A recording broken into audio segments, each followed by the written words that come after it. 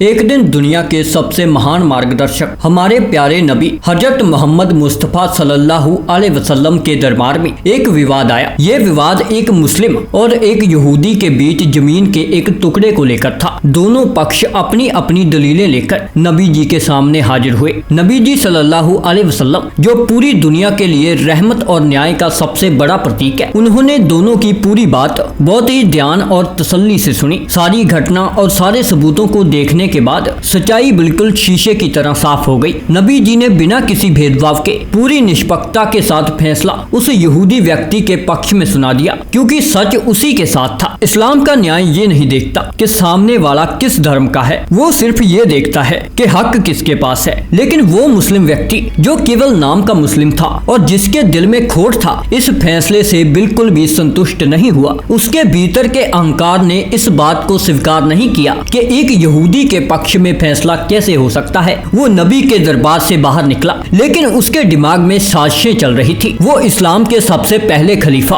और नबी जी के सबसे प्रिय साथी हजरत अबू बकर के पास पहुंचा। वहां जाकर उसने अपनी झूठी कहानी गढ़ते हुए कहा, हे अबू बकर, मेरे और एक यहूदी के बीच में जमीन से संबंधित एक बहुत बड़ा मसला हो गया था। हम दोनों नबी के पास गए थे, लेकिन मैं एक मुस्लिम हूँ। ये जानते हुए भी नबी जी सल्लल्लाहु अलैहि वसल्लम ने फैसला उस यहूदी के पक्ष में दे दिया है। मेरे पक्ष में कोई फैसला नहीं सुनाया गया। मैं अब तुम्हारे पास बहुत उम्मीद लेकर आया हूँ। क्या तुम इस मसले में मेरे पक्ष में कुछ कर सकते हो? हजरत अबू बकर, जिनका ईमान पहाड़ से भी ज्यादा मजबूत था, उन्होंने उस व्यक्ति की आंखों में देखकर एक ऐसा जवाब दिया जो हर मुसलमान के लिए एक सबक है। उन्होंने कहा, हे शख्स, जहाँ विश्व नबी ने फैसला कर दिया है, जो बात आसमान वालों के सरदार ने तय कर दी है, उसके ऊपर इस दुनिया का कोई फैसला नहीं हो सकता। नबी का फैसला आखिरी फैसला है। तुम अब अपने घर जा सकते हो। मेरे पास तुम्हारे लिए कुछ नहीं है। अबू बकर का ये जवाब सुनकर वो व्यक्ति वहाँ से तो लौट गया, लेकिन उसके दिल की आग और उसका घमंड अभी शांत नहीं हुआ था। उसे लगा कि शायद कोई रास्ता होगा, शायद कोई ऐसा होगा जो उसकी बात मान ले। इसी गलतफहमी में डूबा वो शख्स उस दरवाजे पर पहुंच गया जिस दरवाजे से दुनिया का हर जालिम खौफ खाता है। वो हजरत उमर फारूक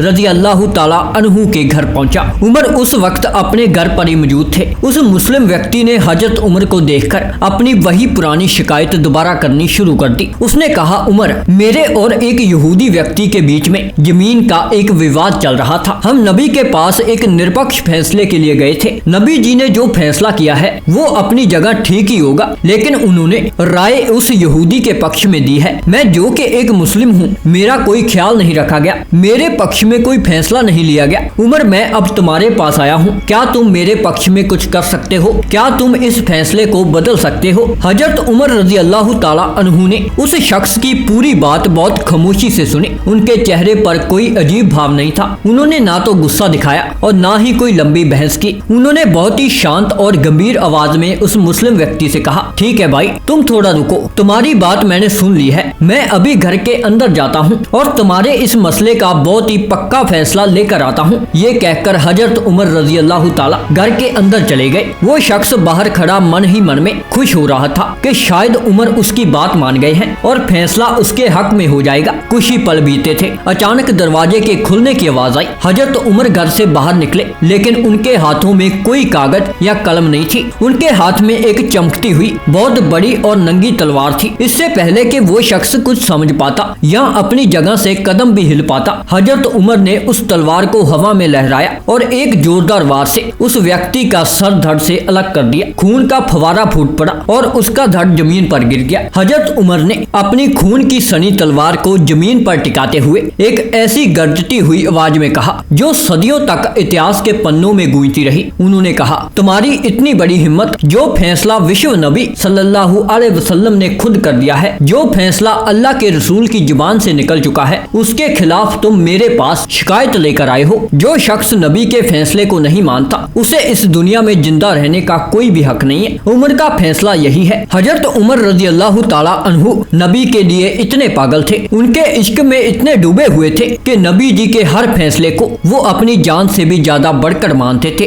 उनके लिए अल्लाह और उनके रसूल के खिलाफ जाने वाला हर व्यक्ति माफी के लायक नहीं है। और यही वजह थी कि अल्लाह रब्बुल आलमीन ने भी हजरत उमर रजी अल्लाह ताला अन्हु को ऐसा रुतबा और ऐसा सम्मान दिया कि मक्का के बड़े बड़े काफिर, जालिम और दुश्मन उमर का नाम सुनते ही कांपते हैं। उनका खौफ ऐसा था कि शैतान भी उस रास्ते से गुजरना छोड़ देता था जिस रास्ते से उमर गुजरते थे। और उमर के इसी खौफ और अल्लाह के प्रति उनकी सच्चाई का एक और रोंगटे खड़े कर देने वाला वाक्या कुछ ही दिनों बाद सामने आया। एक दिन हजरत उमर रजी अल्लाह ताला मदीना के रास्ते से बिल्कुल अकेले पैदल गुजर रहे थे। उनकी चाल में वही खलीफाओं वाली झलक। इत्तबाक से उसी रास्ते पर यहूदी व्यक्ति चला आ रहा था। उस व्यक्ति के हाथ में एक बोतल थी और उस बोतल में शराब भरी हुई थी। इस्लाम में शराब हराम है और उमर के राज में मदीना की सड़कों पर शराब लेकर चलना मौत को दावत देने के बराबर था। उस यहूदी व्यक्ति ने जैसे ही दूर से देखा कि सामने इस्लाम का वो शेर हजरत उमर आ रहे हैं तो उसके पैरों तले जमीन खिसक गई, उसके हाथों के तोते उड़ गए। वो वहीं खड़ा खड़ा थर थर कांपने लगा, पसीने की बूंदें उसके माथे से टपकने लगी। भागने का कोई रास्ता नहीं था। उस बेबसी के आलस में उस यहूदी ने आसमान की तरफ देखा और अपने सच्चे दिल से अल्लाह को पुकारना शुरू कर दिया। उसने रोते हुए कहा, हे अल्लाह, आप आज मुझे उमर के हाथों से बचा लीजिए। उमर को अगर पता चल गया कि मेरे हाथ में इस बोतल के अंदर शराब है तो वो मेरी गर्दन पल भर में उतार देंगे, वो मुझे जिंदा नहीं छोड़ेंगे। हे अल्लाह, मैं आज आपसे सच्चा वादा करता हूँ, आप बस मुझे इस मुसीबत से निकाल लीजिए। मैं अपनी पूरी जिंदगी फिर कभी भी शराब की एक बूंद को हाथ नहीं लगाऊंगा। उसकी दुआ खत्म ही हुई थी कि हजरत उमर रजी अल्लाह ताला अन्हु चलते चलते उस आदमी के बिल्कुल करीब आ गए। उमर की तेज और पारखी नजरें सीधा उस आदमी के हाथ में पकड़ी हुई बोतल पर जाकर टिक गई। उन्होंने अपनी गहरी और रोबदार आवाज में पूछा, हे भाई,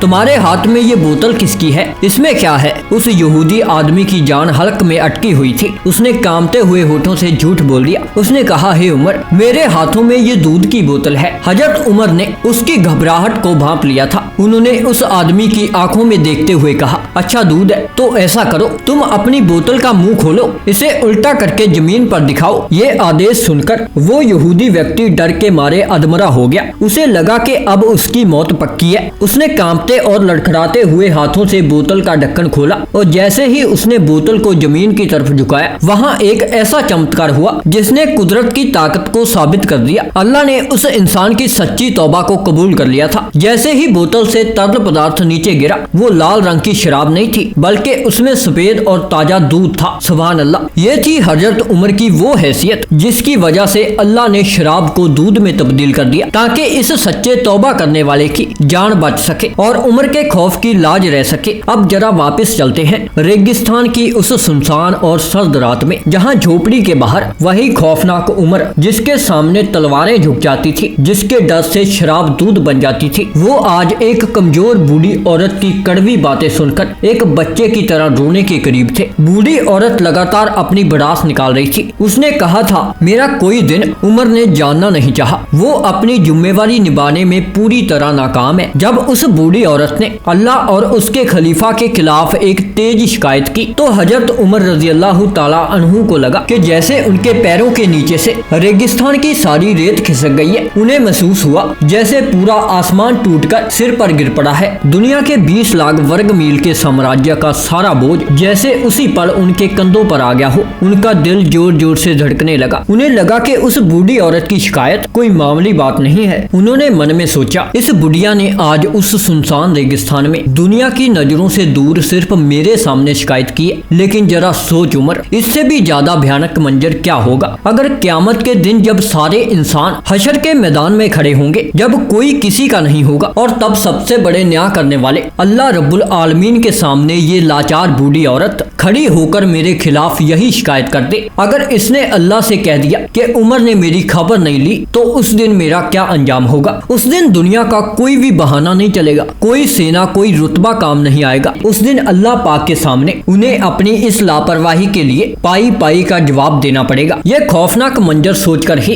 इस्लाम के सबसे ताकतवर खलीफा की आंखें भर आई। उनके आंसू उनकी दाढ़ी को भिगोने लगे। इतनी बेइज्जती और डांट सुनने के बाद भी हजरत उमर रजी अल्लाह ताला बड़ी विनम्रता और नरमी के साथ उस बूढ़ी औरत से बात कर रहे थे। वो कोई सफाई नहीं दे रहे थे, बस सिर झुकाए हर कड़वी बात को सुन रहे थे। ठीक उसी वक्त अल्लाह का करना ऐसा हुआ कि उसी वीरान रास्ते से हजरत उमर के अत्यंत विश्वसनीय और उनके सबसे प्रिय साथी इस्लाम के चौथे खलीफा इल्म के दरवाजे हजरत अली रजी अल्लाह ताला अन्हु वहाँ से गुजर रहे थे। रात का वक्त था, लेकिन चांद की हल्की रोशनी में हजरत अली ने दूर से देखा कि एक साया खड़ा है। जब वो थोड़ा और करीब आए तो वो बहुत हैरान हुए। उन्होंने देखा कि खलीफा हजरत उमर रज़ियल्लाहु ताला अन्हु जैसी महान हस्ती इतनी रात गए एक सुनसान जगह पर एक झोपड़ी के बाहर एक बूढ़ी औरत के साथ बात कर रहे हैं और उनके कंधे आंसुओं से कांप रहे हैं। हजरत अली रज़ियल्लाहु ताला अन्हु के मन में उत्सुकता जागी। वो तेजी से कदम बढ़ाते हुए उनकी तरफ आए। वहां पहुंचकर हजरत अली ने बिना कोई सवाल किए तुरंत खलीफा को पूरे सम्मान के साथ सलाम किया। उनकी बुलंद आवाज रेगिस्तान में गूंजी, अस्सलाम वालेकुम या अमीरुल मोमिनीन। हजरत अली रज़ियल्लाहु ताला अन्हु ने जैसे ही वो सम्मान की उपाधि अमीरुल मोमिनीन यानी मुसलमानों के सरदार का उच्चारण किया तो मानो उस बूढ़ी महिला के पैरों तले जमीन फट गई। वो अत्यंत चौंक गई। उसकी धुंधली आंखें फटी की फटी रह गई। उसके जिस्म का सारा खून जैसे एक पल में सूख गया, क्योंकि उसी पल हजरत अली के उन शब्दों से उन्हें साफ समझ आ गया था कि जिस इंसान के खिलाफ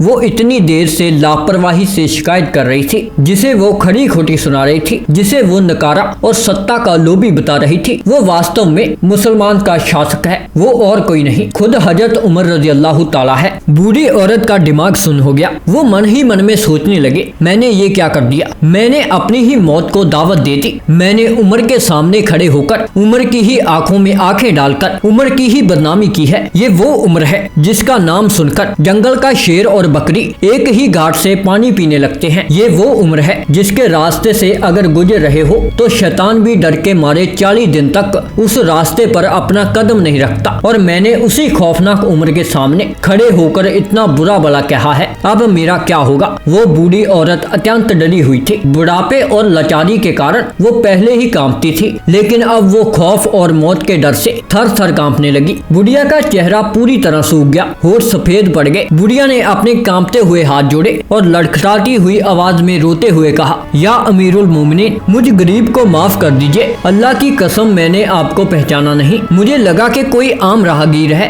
इसलिए मैंने उसके सामने ही आपकी बुराई कर दी। मेरे मुंह से जो भी निकला है उसके लिए मुझे सजा मत दीजिए। लेकिन खलीफा उमर का जवाब क्या था? उन्होंने ना तो अपनी तलवार निकाली और ना ही उस बूढ़ी औरत को सजा दी, बल्कि उनके चेहरे पर एक गहरी उदासी और पछतावा था। हजरत उमर रज़ियल्लाहु ताला अन्हु ने रोते हुए कहा, हे बूढ़ी माँ, तुम मुझसे माफी क्यों मांग रही हो? तुमने कोई गलती नहीं की है। तुमने आज मेरे खिलाफ जो शिकायत की है वो बिल्कुल सच है। मेरी लापरवाही सच है। अगर यही शिकायत तुम यहाँ ना करके कल हशर के मैदान में खड़े होकर सीधे अल्लाह के सामने करती तो मैं उमर उस अल्लाह के सामने क्या जवाब देता? मुझे तो जहन्नम की आग में जलना पड़ता। तुमने तो आज मुझे दुनिया का आईना दिखा दिया और बहुत बड़ा एहसान किया है। ये कहकर हजरत उमर रज़ियल्लाहु ताला अन्हु ने अपने कपड़ों के अंदर हाथ डाला और अपनी जेब से 40 सोने के सिक्के निकाले। ये सिक्के खजाने के नहीं थे, बल्कि उनके अपने थे। उन्होंने वो भारी भरकम 40 सोने के सिक्के बुढ़िया के कांपते हाथों में रख दिए। उनके आंसू उन सिक्कों पर गिर रहे थे। उन्होंने बहुत ही दर्द भरी आवाज में कहा, हे बूढ़ी माँ, मैं उमर तुम्हारी खबर नहीं ले पाया। इस पूरी दुनिया का खलीफा होने के नाते, मदीना के तख्त पर बैठने के नाते ये मेरा सबसे पहला फर्ज था कि मैं अपने राज में रहने वाले हर एक इंसान, हर एक परिंदे तक की खबर रखूं।